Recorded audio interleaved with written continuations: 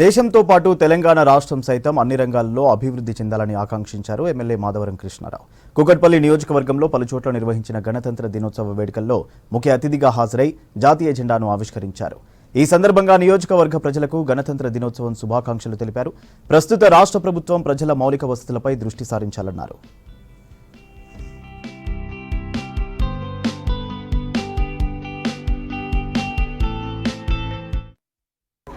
భారతదేశం ఎప్పుడు కూడా అభివృద్ధి చెందాలని, తెలంగాణ రాష్ట్రం కూడా ఇంకా అభివృద్ధి చెందాలన్నటువంటి ఆలోచన వచ్చినటువంటి గవర్నమెంట్ రావాలని చెప్పి తెలంగాణ అభివృద్ధిని దృష్టిలో పెట్టుకొని కొన్ని రోడ్స్, డ్రైనేజీలు చాలా ఇబ్బందికరంగా ఉన్నాయి. అందుగురించి మాకు ఉన్నటువంటి ఐడియల్ రోడ్ని ఇప్పుడే రిక్వెస్ట్ చేశాను బిల్డర్కి.